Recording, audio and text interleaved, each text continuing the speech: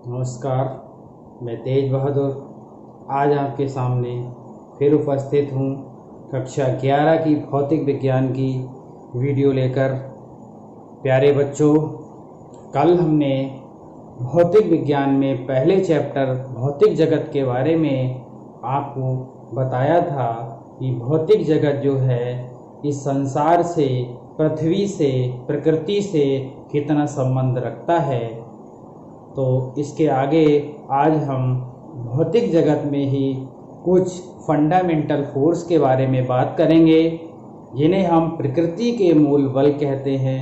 यानी कि वास्तव में भौतिक जगत या भौतिक विज्ञान प्रकृति से ही संबंध रखती है। तो पहले हम प्रकृति के मूल बल ही पढ़ेंगे कि वास्तव में प्रकृति के कौन कौन से मूल बल हैं। तो बच्चों, पहला प्रकृति का मूल बल, जिसको हम लोग गुरुत्वाकर्षण बल कहते हैं, ग्रेविटेशनल फोर्स, इसको हम लोग गुरुत्वाकर्षण बल कहते हैं। गुरुत्वाकर्षण बल, इसको बच्चों हम ग्रेविटेशनल फोर्स बोलते हैं। इस गुरुत्वाकर्षण बल की खोज वैज्ञानिक न्यूटन ने की थी।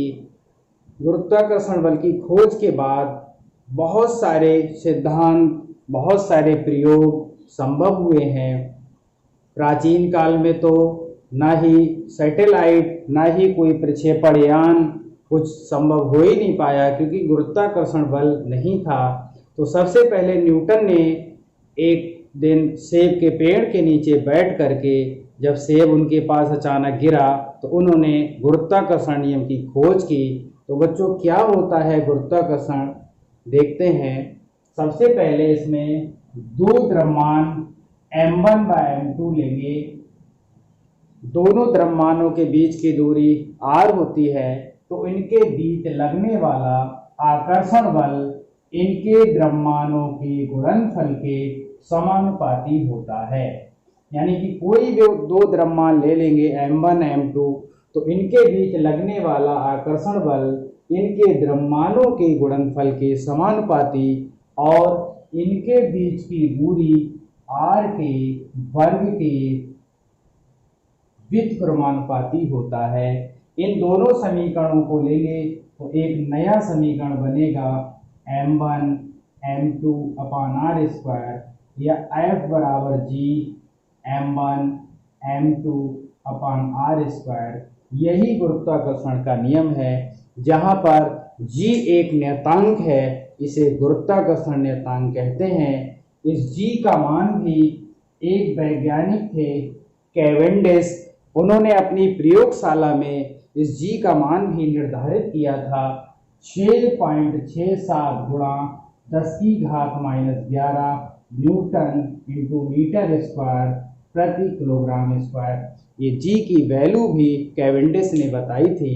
तो बच्चों, गुरुत्वाकर्षण बल वास्तव में दो पिंडों के बीच कार्य करता है, लेकिन सबसे पहले न्यूटन और केपलर और कॉपरनिकस जैसे महान वैज्ञानिक इस गुरुत्वाकर्षण बल की खोज में लगे रहे।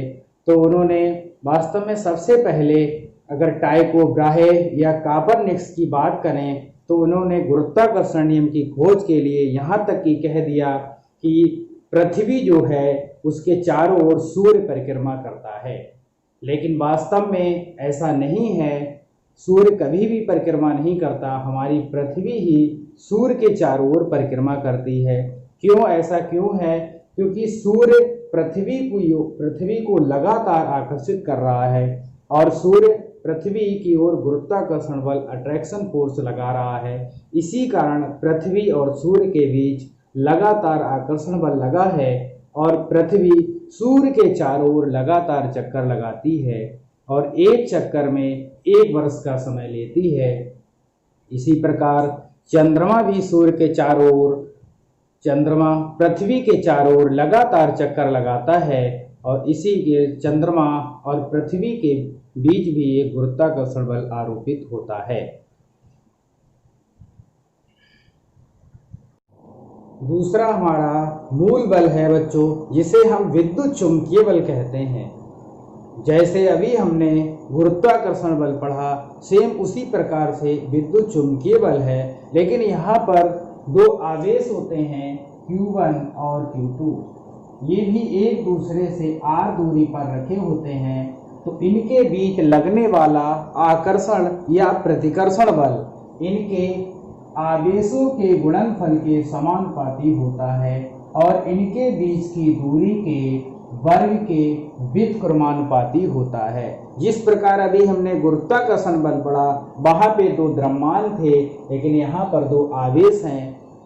इसी प्रकार दोनों को समीकरणों को हल किया तो Q1 Q2 upon r square या F बराबर K Q1 Q2 upon r square, यही विद्युत चुंबकीय बल है।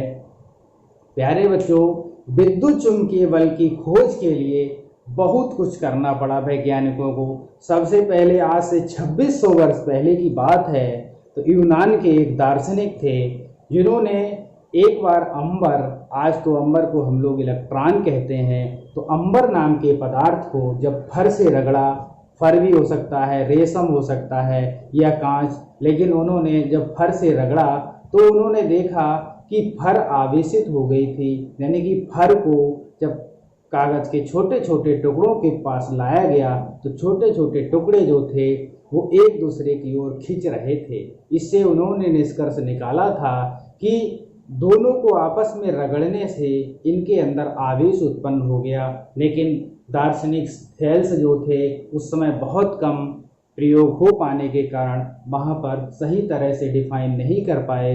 लेकिन जब 1897 में टॉमसन आए और उन्होंने इलेक्ट्रॉन की खोज की तो वास्तव में निर्धारित उन्होंने आवेश दे दिया था।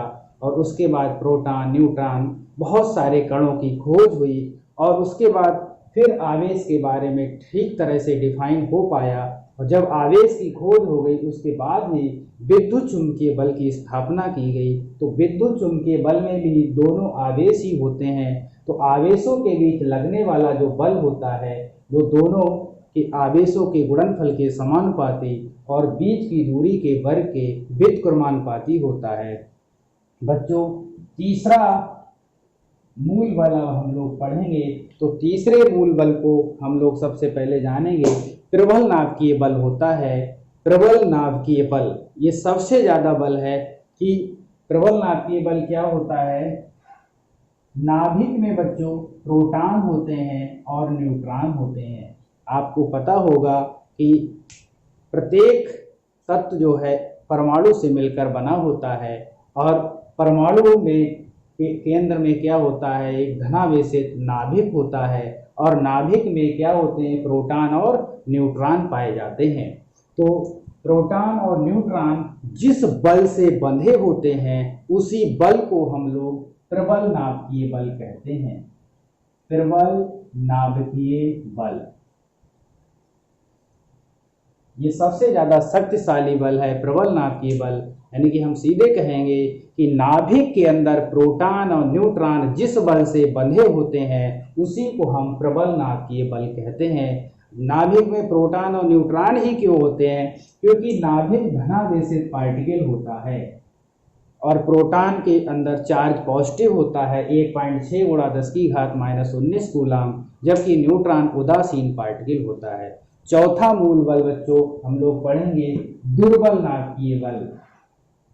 दुर्बल नाभिकीय बल चौथा बल है जिसको हम लोग वीक फोर्स बोलते हैं। ये सबसे कमजोर बल होता है, इसको हम लोग दुर्बल नाभिकीय बल कहते हैं। दुर्बल नाभिकीय बल। बच्चों, आपने देखा होगा कि कुछ रेडियो एक्टिव तत्व होते हैं, रेडियो एक्टिव जैसे रेडियम है, थोरियम है, एक्टिनियम है। तो आपने देखा होगा इनसे स्वतः ही कुछ अदृश्य कण निकलते रहते हैं, लगातार इनका विघटन होता रहता है। यानी कि रेडियो एक्टिव पदार्थों से बीटा कणों का क्षय होने लगता है, तो इनके अंदर एक बल उत्पन्न होता है जिसे हम लोग दुर्बल नाभिकीय बल कहते हैं। तो इसके बाद अब हम अगले चैप्टर में, क्योंकि इस चैप्टर में ज़्यादा कुछ नहीं है, क्योंकि ये चैप्टर हमारे यूपी बोर्ड के सिलेबस से हटा भी दिया गया, लेकिन कुछ जनरल चीज़ें थी जो हमने आपको बताई। अब हम अगली वीडियो में कल नए चैप्टर के साथ फिर उपस्थित होंगे।